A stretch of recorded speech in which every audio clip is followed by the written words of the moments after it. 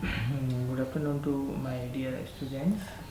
This is the third slide of data structure, and I am Dubey, assistant professor in computer science department from Oriental College of Technology.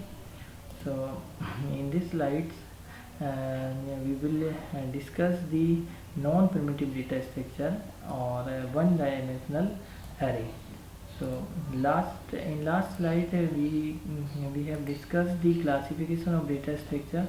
So this is a diagram shows the classification part, and you can see here the first type of data structure is known as primitive data structure, and the other part of the data structure is known as non-primitive data structure. तो primitive data structures जो हैं इनकी help से जो data structure drive किया जाता है इसको अपन बोलते हैं नॉन प्रिमिटिव डेटा स्ट्रक्चर।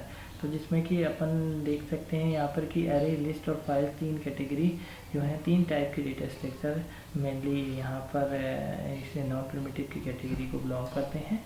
तो यहाँ पर अभी जो अपन डिस्कस करने वाले हैं वो जो डेटा स्ट्रक्चर है उसको अपन बोल रहे हैं एरे।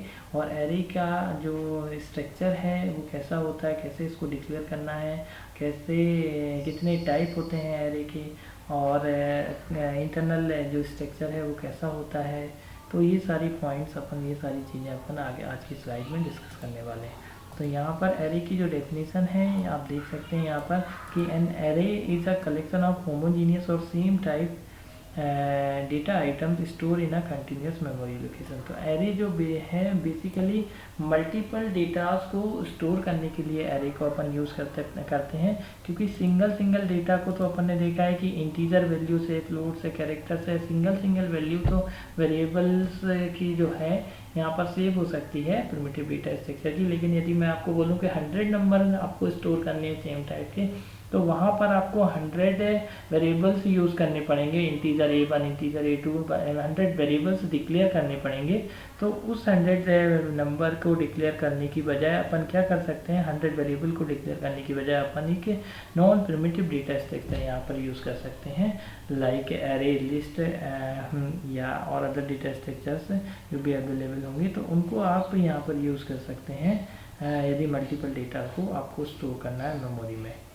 ठीक है, तो एरे जो है सिमिलर टाइप के डेटा को या होमोजेनियस टाइप का जो डेटा होगा उसको स्टोर करने के लिए एरे यूज़ होता है। और यहाँ पर एरे का एक लिमिटेशन है कि एरे जो है ये कंटिन्यूस मेमोरी एलोकेशन के थ्रू ही एलोकेट हो पाता है। तो यहाँ पर मेंशन किया गया है कि an array is a collection of homogeneous data items stored in a continuous memory allocation.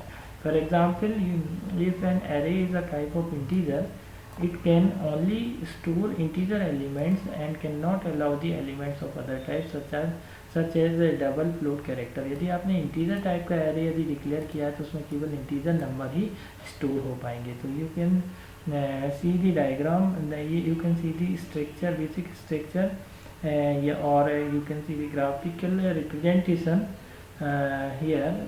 So in this diagram the array is declared here of integer 5। ठीक है, तो यहाँ पर 5 इंटीजर की एरे डिक्लेयर की गई है और इसकी जो इंडेक्सिंग है वो 0 से लेके 4 तक की यहाँ पर मेंशन की गई है। यानी सी में जो एरे डिक्लेयर होगा तो उसकी इंडेक्सिंग बाय डिफ़ॉल्ट 0 से स्टार्ट होती है और n-1 तक यहाँ पर एरे की जो इंडेक्सिंग है ये लास्ट नंबर पे n-1 तक जाएगी। ठीक है, तो ये बेसिक स्ट्रक्चर है, इसके लिए कंटिन्यूस मेमोरी रिक्वायर्ड होती है। और आगे अपन नेक्स्ट स्लाइड में अपन देख सकते हैं कि इसकी प्रॉपर्टीज़ कौन कौन सी होती हैं एरे की। ठीक है, तो यहाँ पर देखा जाए तो यहाँ पर इनमें बोला गया है an array is derived data type. ठीक है, एरे क्या ड्राइव डेटा टाइप या डेटा स्ट्रक्चर है which is defined using basic data type like integer, character, float and even structures which is called the array of structure. तो array जो है drive data type से है और drive data structure है, और जो किसकी हेल्प से ड्राइव किया जा सकता है, इंटीजर टाइप का हो सकता है, कैरेक्टर टाइप का हो सकता है, या फ्लोट और या फिर स्ट्रक्चर टाइप से भी आप एरे क्रिएट कर सकते हैं। ठीक है, सेकंड प्रॉपर्टी है कि an array element are stored in continuous memory blocks और subsequent memory blocks in primary memory. तो यहाँ पर अपन ने डेफिनेशन में भी देखा था इसकी कि एरे जो है वो कंटिन्यूस मेमोरी के ही थ्रू एलोकेट हो सकता है। और नेक्स्ट थर्ड पॉइंट है array name represents it's base address. तो एरे का जो नेम है वो क्या होल्ड करके रखेगा, एरे का जो नेम है वो मेनली उसका बेस एड्रेस होल्ड करके रखता है। मीन्स यदि आप एरे डिक्लेयर कर रहे हैं इंटीजर ARR नाम से और ARR फाइल, तो ये ARR मीन्स ये उसका क्या हुआ, इसका एरे का नेम हुआ। और ये क्या होल्ड करके रखेगा, एरे का जो बेस एड्रेस है। बेस एड्रेस मीन्स क्या है कि यदि आपने 5 ब्लॉक की एरे बनाई हुई है तो 5 ब्लॉक में फर्स्ट ब्लॉक का जो एड्रेस है वो किसके पास होगा, वो आपका एरे का जो ये आपकी 5 ब्लॉक की एरे है, तो एरे का जो नेम है वो आपका क्या स्टोर करके रखेगा। यहाँ पर एरे नेम मीन्स ARR किसको होल्ड करके रखेगा, ये जो फर्स्ट ब्लॉक का एड्रेस है, ठीक है। इसका जो भी एड्रेस है, यदि आप यहाँ पर हो सकता है मेमोरी में लिखा हो 1002, तो एड्रेस ये जो एड्रेस है किसके थ्रू आप एक्सेस कर सकते हो फर्स्ट ब्लॉक के एड्रेस को। फर्स्ट ब्लॉक का एड्रेस कौन होल्ड करके रखेगा, इसका नेम जो होगा वो फर्स्ट ब्लॉक का एड्रेस होल्ड करके रखेगा। तो मेनली इस पॉइंट में यही बोला गया है कि an array name represents it's base address and the base address is the address of the first element of the array. And next point is arrays index start with 0 and end with n-1। तो अपन देख चुके हैं कि सी में जो array है वो array की इंडेक्सिंग जो है वो 0 से स्टार्ट होती है और n-1 तक जाती है, ठीक है। n stands for the number of elements. For example, there is an integer array of 5 elements, then its indexing will be 0 to 4। यदि आपकी 5 एलिमेंट की एरे है तो यहाँ इंडेक्सिंग जो होगी वो क्या होगी, 0 से 4 के बीच होगी। Only constant value and integer value like 5, 10, 12 can be assigned the number of elements in an array. तो आप यहाँ पर देख सकते हैं कि केवल कांस्टेंट वैल्यू किस वैल्यू की बात हो रही है। यदि आप ब्रैकेट के अंदर जो वैल्यू पास करेंगे, एरे का जो साइज है वो कांस्टेंट वैल्यू के थ्रू ही आप यहाँ पर पास कर सकते हैं, ठीक है। यदि आपने इंटीजर एरे ब्रैकेट के अंदर लिखा हुआ है 5, तो ये जो वैल्यू है ये आपकी कांस्टेंट होना चाहिए। तो 5.1, 5.5 यहाँ पर मेंशन नहीं कर सकते क्योंकि ये एरे के साइज को इंडिकेट कर रहा है और साइज कभी भी पॉइंट में फ्रैक्शनल नंबर में आप यहाँ पर पास नहीं कर सकते। एक ब्लॉक यदि क्रिएट होगा तो वो एक पूरा ब्लॉक ही क्रिएट होगा, है ना। तो यहाँ पर ये जो वैल्यू है ये कांस्टेंट वैल्यू होनी चाहिए। तो only constant value and integer value like 5, 10, 12 can be assign the number of elements in the array, ठीक है।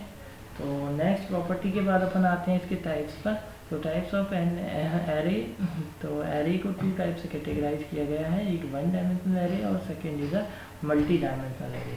और मल्टी डायमेंशनल एरे को भी फर्दर कैटेगराइज अपन करते हैं तो 2 टाइप के एरे फिर भी मिलती है अपन को, 2 डायमेंशनल एरे और n डायमेंशनल एरे। तो इनकी जो डेफिनेशन है वो अपन देख लेते हैं। 1 dimensional array is also called a single dimension array where the elements will be accessed in sequential order। तो सिंगल डायमेंशन या 1 डायमेंशन की एरे जो है वो उसमें एक ही डायमेंशन होगी, चाहे वो रो मेजर ऑर्डर के थ्रू स्टोर हो चाहे वो कॉलम मेजर ऑर्डर के थ्रू स्टोर हो। तो this type of array will be accessed by the subscript of either a column और रो इंडेक्स, ठीक है। तो ये इसमें सिंगल सबस्क्रिप्ट की बात करेंगे। सबस्क्रिप्ट मीन जो ब्रैकेट के अंदर अपन वैल्यू, यहाँ पर ये ब्रैकेट जो दिख रहा है एक ही ब्रैकेट यूज़ किया गया है तो इसको अपन बोलेंगे सिंगल सबस्क्रिप्ट